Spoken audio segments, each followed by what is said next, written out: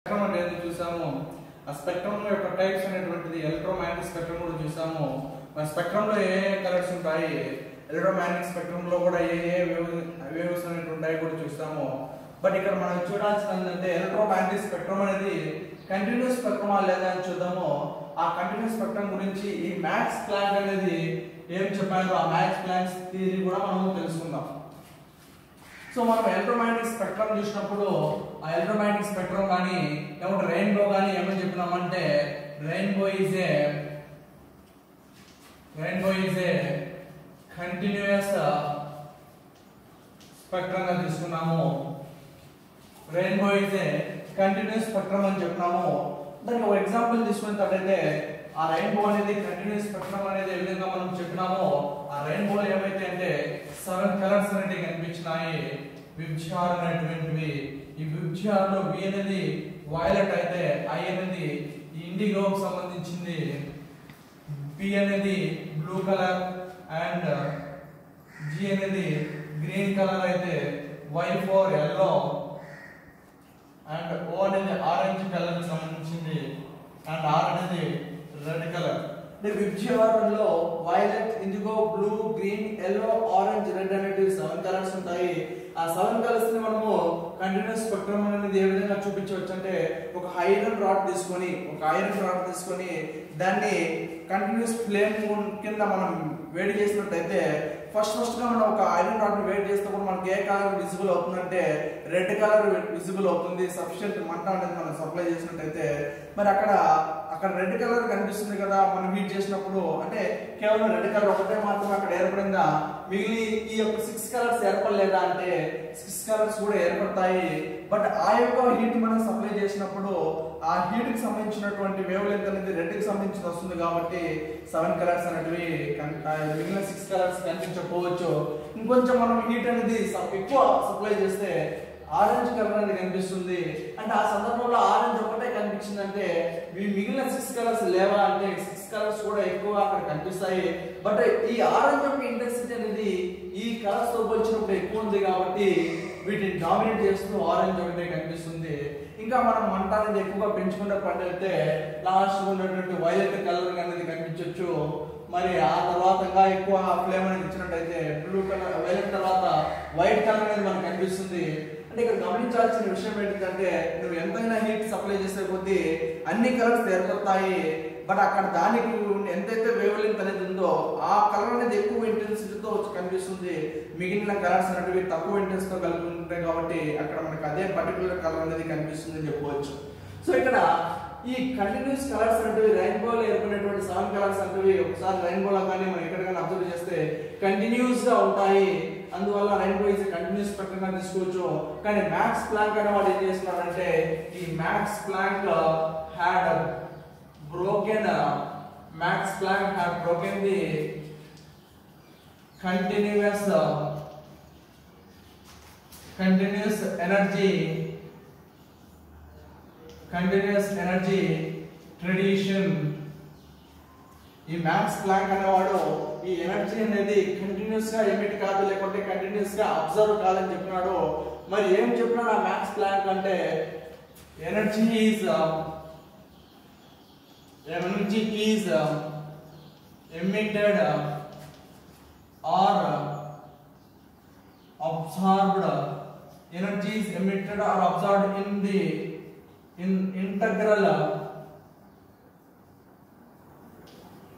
integral multiples of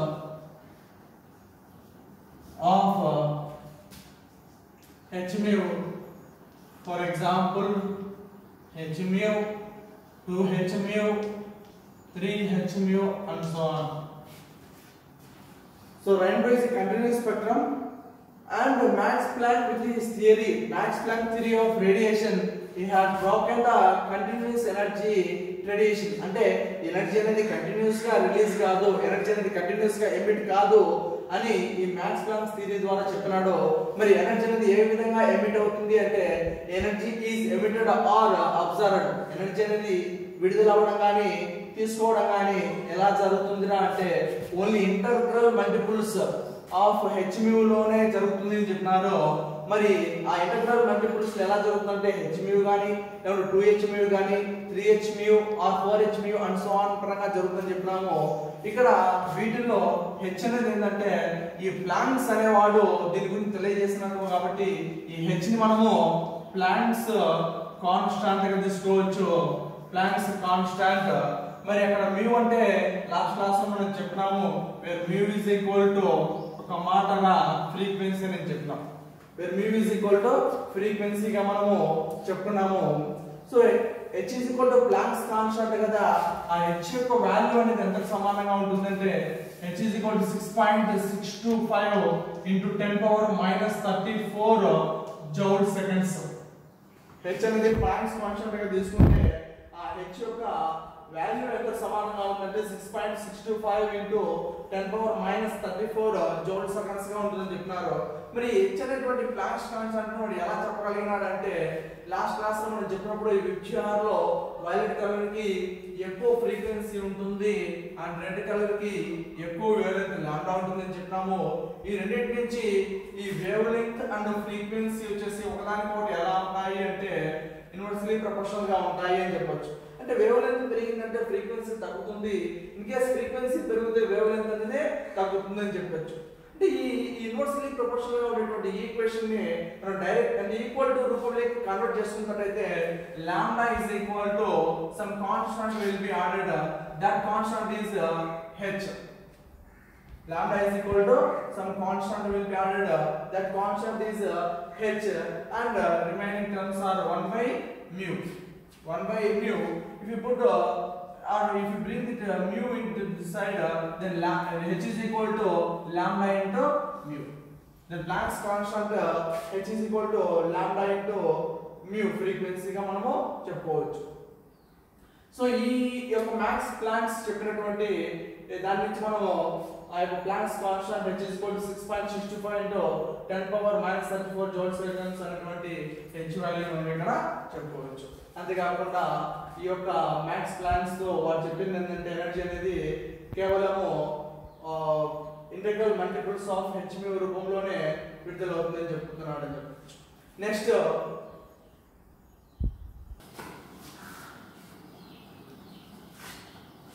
Bohr's model of an atom. So, while discussion in the 9th class, we have learned about the different atomic models like J. Thomson atomic model, Rutherford atomic model, and Bohr's atomic model. In the Bohr's atomic model, he had given two assumptions. Bohr had given mainly two assumptions. Those two assumptions are consider this is an atom. Consider this is an atom. Atom contains a part at the center which is known as nucleus. Inside that nucleus, protons and neutrons are present inside the nucleus and electrons are revolving around the nucleus ga cheppochu. Mari electrons అనేటివి nucleus చుట్టూ తిరిగేటివి ఎక్కడ తిరుగుతున్నాయి అంటే they revolve in electrons in the atom revolve in stationary orbits or shells like K, L, M and N. Bohr's atomic model లో first postulate గాని లేకపోతే first assumptions అనేది ఏంటి అంటే ఆటం అనేది న్యూక్లియస్ కలిగి ఉంటుంది. ఆ న్యూక్లియస్ చుట్టూ ఎలక్ట్రాన్స్ అనేది తిరిగేటప్పుడు స్టేషనరీ ఆర్బిట్స్ గాని లేకపోతే ఎనర్జీ లెవెల్స్ లో తిరుగుతూ ఉంటాయి. మరి ఎక్కడ తిరుగుతాయి అంటే K, L, M, N అనేటువంటి షెల్స్ లో తిరుగుతూ ఉంటాయని చెప్పినారు. If n is equal to 1, ఆ ఎలక్ట్రాన్ అనేది ఎక్కడ తిరుగుతుంటుంది అంటే K షెల్ లో తిరుగుతుంటుంది అని చెప్పారు. If n is equal to 1, electron will revolve in K shell, and if n is equal to 2, electron will revolve in L shell, if n is equal to 3, this electron will revolve in m shell. If n is equal to 4, then electron will revolve in n shell. Last class we have discussed about this distribution of electrons in the shells. I mean, in an atom there are 4 shells, which is K shell, L shell, M shell, and N shell. If n is equal to 1, these electrons are revolving in the K shell, and n is equal to 2, these electrons are revolving in the L shell, and n is equal to 3, these electrons will revolve in the M shell, and n is equal to 4, these electrons will revolve in the N shell. K shell, L shell, M shell, and N shell. This is the first postulate. Electrons inside the atom revolve in the stationary orbits KLMN gaani level energy levels of shells KLMN ga తీసుకోవచ్చు అని చెప్పొచ్చు. ఓకేనా? మరి electrons అనేవి ఈ shells లో revolve అయ్యేటప్పుడు ఇక్కడ మనం ఉండేటువంటి 4 షెల్స్ లో తీసుకుంటే న్యూక్లియస్ కు అంటే ఆటం యొక్క సెంటర్ కి ఏదైతే దగ్గరగా ఉందో అటువంటి షెల్ మనం ఏం చెప్పుకోవచ్చు అంటే ఇన్నర్ మోస్ట్ షెల్ గాని లేకపోతే చిన్న షెల్ గా చెప్పుకోవచ్చు. మనం స్మాలెస్ట్ షెల్ గాని లేకపోతే ఇన్నర్ మోస్ట్ షెల్ గా తీసుకోవచ్చు. లేకపోతే ఈ చిన్న స్టేట్ ని అంటే ఈ చిన్న ఆర్బిట్ ని ఏం తీసుకోవచ్చు అంటే గ్రౌండ్ స్టేట్ గా తీసుకోవచ్చు. మనము గ్రౌండ్ స్టేట్ అంటే ఎక్కడైతే మనకి ఎనర్జీ తక్కువ ఉంటుందో అటువంటి దాన్ని మనము ఆ యొక్క గ్రౌండ్ స్టేట్ గా తీసుకోవచ్చు. ఇన్ కేస్ ఒక ఎలక్ట్రాన్ ఉందనుకోండి, అది ఎనర్జీని పొందినట్టయితే అది కే షెల్ నుంచి అంటే గ్రౌండ్ స్టేట్ నుంచి ఎక్సైటెడ్ స్టేట్ అనేటువంటిది అంటే కే కన్నా పెద్దగా ఉన్నటువంటి ఎల్ షెల్ లకు కానీ ఎం షెల్ లకు కానీ ఎన్ షెల్ లకు కానీ పోవడానికి ఆస్కారం ఉంటుంది. సో ఇటువంటి అంటే చిన్నదానికన్నా కొంచెం పెద్దగా ఉన్న వాటిని ఏమంటామంటే మనము ఎక్సైటెడ్ స్టేట్స్ గా మనం తీసుకోవచ్చు. ఒక ఎలక్ట్రాన్ అనేది గ్రౌండ్ స్టేట్ లో ఉన్నప్పుడు ఒకవేళ దానికి ఏమైనా ఎనర్జీ వచ్చి ఆ ఎనర్జీని అబ్జర్వ్ చేసుకున్నట్లయితే ఆ ఎలక్ట్రాన్ అనేది గ్రౌండ్ స్టేట్ నుంచి ఏమైతుందంటే ఎక్సైటెడ్ స్టేట్ కి పోతుంది. ఆ ఎక్సైటెడ్ స్టేట్ కి పోయిన తర్వాత అక్కడే ఎప్పటికీ ఉండగలుగుతుందా అంటే అక్కడ ఎక్కువ కాలం ఉండలేదు. మరి ఆ ఎనర్జీని కోల్పోయేసి మళ్ళీ గ్రౌండ్ స్టేట్ కి వస్తుందని చెప్పినారు. సో ఇక్కడ మనం గుర్తుపెట్టుకోవాల్సింది ఏంటంటే గ్రౌండ్ స్టేట్ అంటే ఏంటిది, ఎక్సైటెడ్ స్టేట్ అంటే ఏంటిది. గ్రౌండ్ స్టేట్ అంటే ఎక్కడైతే ఆ యొక్క స్టేట్ ఆర్ ఆర్బిట్ యొక్క ఎనర్జీ చాలా తక్కువ ఉంటుందో అది గ్రౌండ్ స్టేట్ కి తీసుకోవచ్చు. ఎక్కడైతే వాటికి ఎనర్జీ ఎక్కువ ఉంటుందో ఆ ఆర్బిట్ కానీ ఆ స్టేట్ కానీ ఎక్సైటెడ్ స్టేట్ కి తీసుకోవచ్చు. ఒకవేళ ఏదైనా ఒక ఎలక్ట్రాన్ అనేది ఎనర్జీని గెయిన్ అయితే గ్రౌండ్ స్టేట్ నుంచి ఎక్సైటెడ్ స్టేట్ కి పోతుంది. అదే ఎలక్ట్రాన్ ఎనర్జీ లాస్ అయితే ఎక్సైటెడ్ స్టేట్ నుంచి ఏమవుతుంది గ్రౌండ్ స్టేట్ కి వస్తుందని చెప్పినారు. సో ఇటువంటి గ్రౌండ్ స్టేట్ ఎక్సైటెడ్ స్టేట్స్ తర్వాత ఎలక్ట్రాన్ అనేది ఆ యొక్క ఆటంలో తిరిగేటప్పుడు డిఫరెంట్ ఆర్బిట్స్ తిరుగుతుంది కదా. ఆ తిరిగేటప్పుడు ఈ యొక్క స్పెక్ట్రమ్ అనేది అంటే ఆ ఎనర్జీని ఎమిట్ చేసేటప్పుడు అబ్జర్వ్ చేసేటప్పుడు మరి అది కంటిన్యూగా ఎనర్జీ లాస్ అవుతుందా లేకుంటే డిస్కంటిన్యూస్ గా ఏర్పడుతుందా అని చెప్పేసి దాని గురించి ఒక లైన్ స్పెక్ట్రమ్ అనేది చెప్పుకోవచ్చు. ఆ ఎలక్ట్రాన్స్ అనేటివి ఆ యొక్క ఆటంలో తిరిగేటప్పుడు అవి ఎనర్జీని ఏ విధంగా కంటిన్యూస్ గా ఎమిట్ చేస్తున్నాయా లేకుంటే డిస్కంటిన్యూస్ గా ఎమిట్ చేస్తున్నాయా, కంటిన్యూస్ గా అబ్జర్వ్ చేస్తుంటున్నాయా, డిస్కంటిన్యూస్ గా అబ్జర్వ్ చేస్తున్నా తెలుసుకోవడం కోసం మనం ఏం చేస్తున్నాం అంటే ఆ స్పెక్ట్రమ్ ని అబ్జర్వ్ చేసినప్పుడు లైన్ స్పెక్ట్రమ్ అనేది ఒకటి అబ్జర్వ్ అవుతుంది. ఈ లైన్ స్పెక్ట్రమ్ ని ఈ బోర్స్ ఆటమిక్ మోడల్ ఏం చేస్తుంది అంటే కేవలము హైడ్రోజన్ అనే ఆటంకి మాత్రమే ఎక్స్ప్లెయిన్ చేయగలిగింది అని చెప్పవచ్చు. ఈ Bohr atomic model had successfully explained the line spectrum of hydrogen atom. మరి హైడ్రోజన్ ఆటం కన్నా ఆటమిక్ నెంబర్ పెద్దగా ఉన్నటువంటిది. సపోజ్ హీలియం తీసుకున్నాం అనుకోండి, మనం ఆటమిక్ నెంబర్ 2 వస్తుంది. లిథియం తీసుకున్నట్లయితే ఆటమిక్ నెంబర్ 3 వస్తుంది. మరి హైడ్రోజన్ యొక్క ఆటమిక్ నెంబర్ 1 కన్నా అంతకంటే ఎక్కువగా ఉండేటువంటి ఆ యొక్క ఎలిమెంట్స్ యొక్క ఆటమిక్ లైన్ స్పెక్ట్రమ్ అనేది ఎక్స్ప్లెయిన్ చేయలేకపోయింది. ఇంకా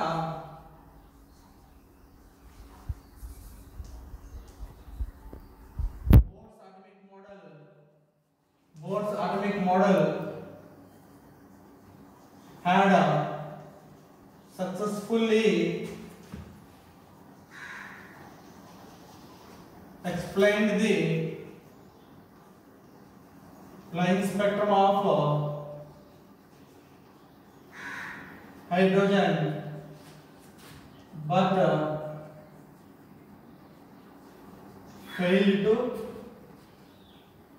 failed to explain the line spectrum of elements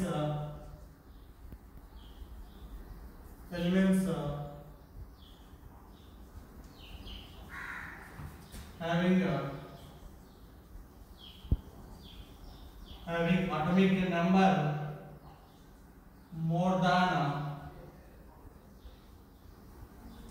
So first failure of Bohr's atomic model is this Bohr's atomic model had successfully explained the line spectrum of hydrogen atom,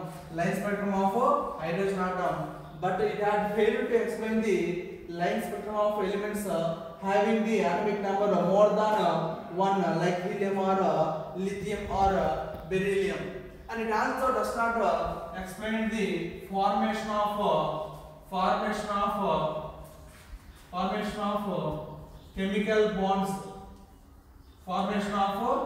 chemical bonds between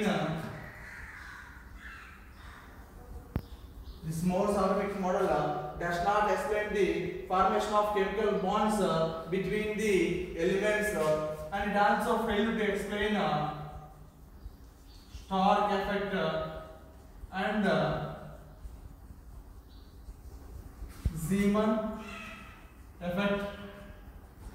They also failed to explain the formation of chemical bonds between elements and Stark effect and Zeeman effect.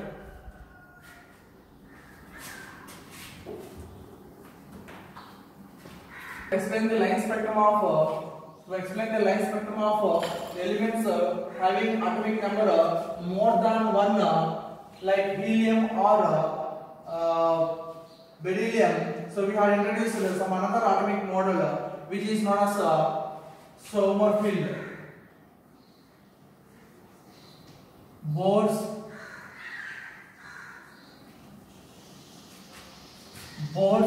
Sommerfeld model. So in order to explain the line spectrum of elements having more than atomic number 1, like helium and beryllium, we have introduced Bohr's Sommerfeld atomic model. This Bohr's Sommerfeld atomic model had introduced a new problem, which is when we observe the line spectrum of hydrogen. When we observe the line spectrum of hydrogen through high resolution microscope,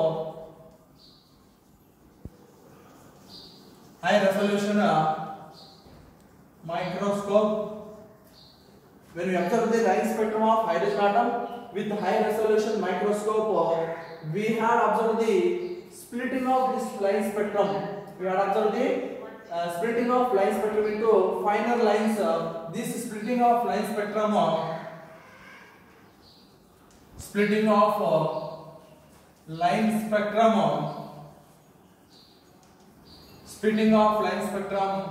is known as fine spectrum.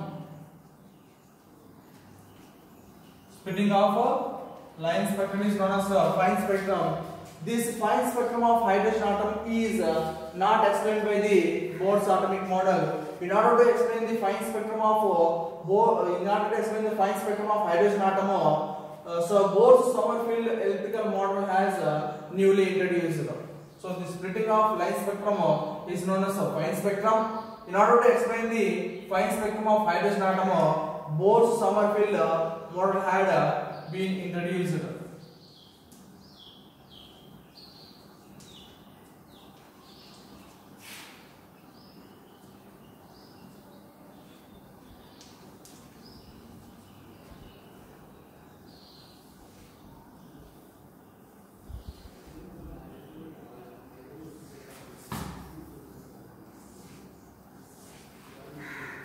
So in Bohr's Sommerfeld model, Sommerfeld has just retained the first Bohr's orbit for which n is equal to 1 and l is equal to 0. Then the Sommerfeld added one elliptical orbit elliptical orbit for seconds Bohr's atomic Bohr's orbit, and he had added two elliptical orbits to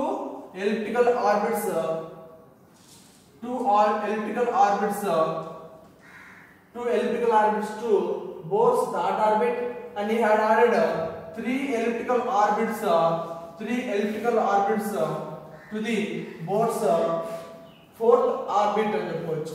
so ఈ Sommerfeld అనేవాడు bores atomic model ని కొంచెం modify చేస్తూ bore Sommerfeld atomic model గా చెప్పొచ్చినాడు. ఆడు modify చేసినప్పుడు ఏం చేస్తారంటే ఈ బోర్స్ ఫస్ట్ ఆర్బిట్ ని అలాగే ఉంచుకొని ఈ బోర్స్ సెకండ్ ఆర్బిట్ ఏదైతే ఉందో దానికి ఒక ఎలిప్టికల్ ఆర్బిట్ అనేది ఇంట్రొడ్యూస్ చేసినాడు. మరి ఈ బోర్స్ థర్డ్ ఆర్బిట్ ఏదైతే ఉందో ఈ థర్డ్ ఆర్బిట్ కి రెండు ఎలిప్టికల్ ఆర్బిట్స్ అనేవి యాడ్ చేశాడు. బోర్స్ ఫోర్త్ ఆర్బిట్ ఏదైతే ఉందో దానికి మూడు ఎలిప్టికల్ ఆర్బిట్స్ అనేవి యాడ్ చేశాడు అని చెప్పొచ్చు. మరి అలా యాడ్ చేసినప్పుడు అక్కడ ఏదో ఒక పాయింట్ లో సెంటర్ లో న్యూక్లియస్ అనేది ఉంది అని చెప్తున్నాడు. మరి ఇతను నమ్మినటువంటి సిద్ధాంతం ఏంటంటే ఈ అనేటివి పీరియాడిక్ మోషన్ లో తిరుగుతూ ఉంటాయి. ఈ పీరియాడిక్ మోషన్ లో తిరిగేటప్పుడు అక్కడ ఏదో ఒక సెంటర్ లో ఒక న్యూక్లియస్ పాయింట్ దగ్గర సెంట్రల్ ఫోర్స్ అనేది ప్రెసెంట్ అవుతుంది. The central force is responsible for the periodic motion of electrons around the nucleus అని చెప్పినాడు. సో ఈ సోమర్ఫీల్డ్ అనేవాడు చెప్పిన తర్వాత ఏమైందంటే ఇక్కడ ఉండేటువంటి ఆటం చుట్టూ ఎలక్ట్రాన్స్ అనేవి తిరుగుతున్నాయి కదా, ఆ ఆటం చుట్టూ తిరిగేటువంటి ఎలక్ట్రాన్స్ అనేటివి ఏ పాత్ లో తిరుగుతున్నాయి, డెఫినెట్ పాత్ లో తిరుగుతున్నాయా లేదా,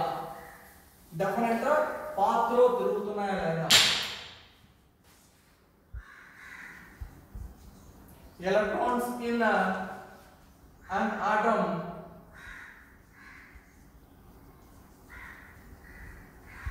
revolve in a definite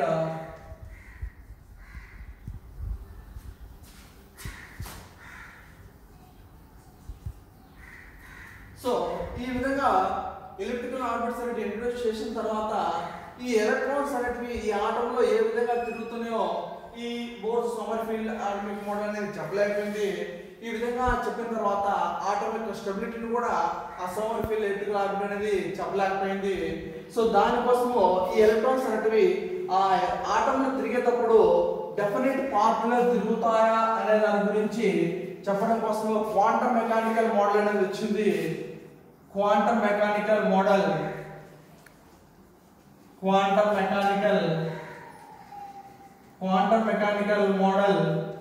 by Erwin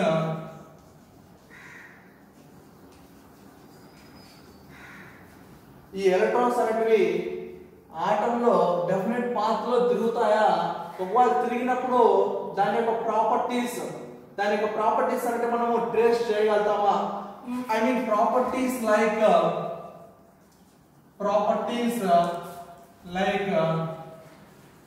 velocity and position. ఈ ఆటంలో ఎలక్ట్రాన్స్ అనేవి డెఫినెట్ పాత్ లో తిరుగుతాయా, ఒకవేళ తిరిగినట్టయితే ఆ ఆటంలో ఉన్నటువంటి ఎలక్ట్రాన్స్ యొక్క ప్రాపర్టీస్ అనేటువంటివి లైక్ వెలాసిటీ కానీ పొజిషన్ కానీ మనం కనుక్కోవచ్చా అని చెప్పలేకపోయినాడు ఆ యొక్క సోమర్ఫీల్డ్ అనేవాడు. వాటిని ఎక్స్ప్లెయిన్ చేయడం కోసం కొత్త క్వాంటం మెకానికల్ మోడల్ అనేది వచ్చింది. ఈ క్వాంటం మెకానికల్ మోడల్ కనిపెట్టిన వాడు ఎవరంటే ఎర్విన్ షోడింగర్. సో ఇక ఆటంలో ఉన్నటువంటి ఎలక్ట్రాన్స్ యొక్క ప్రాపర్టీస్ లైక్ వెలాసిటీ కానీ పొజిషన్ కానీ చెప్పాలనుకునేటట్లయితే ఒక ఎగ్జాంపుల్ పరంగా మనం తీసుకున్నాము. ఏమంటే ఆటమ్స్ అనేవి చాలా చిన్న particles, these atoms are not visible to our naked eye అని చెప్పారు. సో ఆటమ్స్ చాలా చిన్న పార్టికల్స్ అయినప్పుడు ఆ ఆటంలో ఉండేటువంటి సబాటమిక్ పార్టికల్స్ అయినటువంటి ఎలక్ట్రాన్స్ అనేవి ఇంకా చాలా చిన్నగా ఉంటాయి, అవి మన కంటికి కనపడవు. సో అవి మన కంటికి కనపడకపోయినప్పుడు ఏం చేస్తామంటే so we have to take the help of some particle గా చెప్పుకోవచ్చు. ఎప్పుడైనా మనము రాత్రి పూట మనం ఒక ఆబ్జెక్ట్ ని చూసినట్టయితే అవి మనకు కనిపించకపోవచ్చు. సో అలాంటప్పుడు మనం ఏం చేస్తామంటే we will take the help of light to see that objects గా చెప్పుకోవచ్చు. రాత్రి మనకి ఏదైనా ఒక వస్తువు కనిపించకపోతే ఆ టైంలో మనం ఏం చేస్తాము, లైట్ అనేది దాన్ని ఉపయోగించి ఆ వస్తువుని చూడడానికి ప్రయత్నిస్తాం. సో ఇక్కడ కూడా మనకు కనిపించినటువంటి పదార్థం ఏంటంటే ఎలక్ట్రాన్ గా తీసుకోవచ్చు. మన ఆ ఎలక్ట్రాన్ తీసుకోవాలి, ఆ ఎలక్ట్రాన్ చూడాలంటే మనం కూడా ఎవరి యొక్క హెల్ప్ తీసుకోవాలి, లైట్ యొక్క హెల్ప్ అనేది తీసుకోవాల్సి ఉంటుంది. సో మనం ఆల్రెడీ చెప్పినాము ఆటం అనేది చాలా చిన్న పార్టికల్ మన కంటికి కనపడదు అని చెప్పినారు. సో దానికన్నా చాలా చిన్నదైనటువంటి ఎలక్ట్రాన్ గురించి మనం తెలుసుకుంటున్నాం కాబట్టి electrons are very small particles. ఆ ఎలక్ట్రాన్స్ తో ఇంటరాక్ట్ అవ్వాలంటే మనం ఏం చేయాలంటే ఒక లైట్ తీసుకోవాలా. ఆ లైట్ కూడా ఎలా ఉండాలంటే చాలా తక్కువ వేవ్ లెంగ్త్ కలిగి ఉండాలా అని చెప్పొచ్చు, which is equal to the size of that electrons. మరి ఆ ఎలక్ట్రాన్స్ తో ఇంటరాక్ట్ కావాలంటే మనం తీసుకునేటువంటి లైట్ అనేది ఎలా ఉండాలంటే చాలా తక్కువ వేవ్ లెంగ్త్ అనేది కలిగి ఉండాలా. మరి ఆ యొక్క ఆటంలో తిరిగేటువంటి ఎలక్ట్రాన్స్ కి ఈ లైట్ అనేది పంపించడం ఈ లైట్ పోయేసి ఆ ఎలక్ట్రాన్స్ యొక్క మోషన్ ని డిస్టర్బ్ చేస్తుంది అని చెప్పొచ్చు. సో ఇక్కడ ఆటంలో ఎలక్ట్రాన్స్ అనేవి తిరుగుతూ ఉంటే ఆ తిరిగేటప్పుడు మనం లైట్ అనేది ఇన్సిడెంట్ చేసినట్టయితే ఆ లైట్ పోయేసి ఆ ఎలక్ట్రాన్స్ యొక్క మోషన్ ని డిస్టర్బ్ చేస్తుంది, లేకుంటే అబ్స్ట్రక్ట్ చేస్తుంది చెప్పినారు. సో అలాంటి సందర్భంలో మనం ఏం చెప్పొచ్చు అంటే ఆ యొక్క పొజిషన్ ఆఫ్ దట్ ఆ ఎలక్ట్రాన్ అనేది కనుక్కోవచ్చు. మరి పొజిషన్ కనుక్కునేటప్పుడు ఆ లైట్ దాంతో ఇంటరాక్ట్ అయినప్పుడు దాని ఏమైంది, ఎలక్ట్రాన్ అనేది ఆగిపోయింది. సో అలాంటి సందర్భంలో మనం పొజిషన్ మాత్రమే కనుక్కున్నాం కాబట్టి వెలాసిటీ కనుక్కోలేము. సో ఇలాంటి సందర్భంలో ఏం చెప్తున్నాడంటే ఒకటే సందర్భంలో ఒక ఆటంలో తిరిగేటువంటి ఎలక్ట్రాన్ యొక్క పొజిషన్ కానీ వెలాసిటీ కానీ కనుక్కోలేము. ఏదైనా ఒకటి మాత్రమే మనము కనుక్కోగలుగుతాము. ఎందుకంటే అలా కంటికి కనపడకుండా తిరిగేటువంటి ఆ ఎలక్ట్రాన్ అనేటువంటి పార్టికల్ మనం లైట్ ద్వారా చేంజ్ చేసినట్టయితే ఆ లైట్ పోయేసి ఆ స్మాల్ పార్టికల్ అనేటువంటి ఎలక్ట్రాన్ తో ఇంటరాక్ట్ అయినప్పుడు ఏమవుతుందంటే దాని యొక్క మోషన్ డిస్టర్బ్ అయ్యి అది రెస్ట్ కూడా చేస్తుంది. అది రెస్ట్ లో ఉన్నప్పుడు ఏమవుతుందంటే మనం పొజిషన్ కనుక్కోగలుగుతాం కానీ వెలాసిటీని కనుక్కోలేము. మరి ఎలక్ట్రాన్ అనేది ఒక ఆటం లోపల తిరుగుతూ ఉంటే వెలాసిటీ అనేది పొజిషన్ అనేది రెండు కూడా ఒకటే సందర్భంలో మనము కనుక్కోలేకపోవచ్చు అని చెప్తున్నాను. సో ఇంకా ఈ ఎలక్ట్రాన్ అనేది ఆటంలో తిరిగేటప్పుడు దాని యొక్క ప్రాపర్టీస్ ని ఎక్స్ప్లెయిన్ చేయడం కోసము ఒక 4 క్వాంటమ్ నంబర్స్ అనేటివి ఇంట్రడ్యూస్ చేశారు. ఆ 4 క్వాంటమ్ నంబర్స్ ని మనం నెక్స్ట్ క్లాస్ లో డిస్కస్ చేసుకుందాం. సో ఎలక్ట్రాన్ అనేది ఆటంలో తిరిగేటప్పుడు దాని యొక్క ప్రాపర్టీస్ కానీ క్యారెక్టరిస్టిక్స్ కానీ ఏ విధంగా ఉంటాయి వాటి గురించి ఎక్స్ప్లెయిన్ చేయడం కోసము they have introduced 4 quantum numbers. So tomorrow's discussion topic is quantum numbers.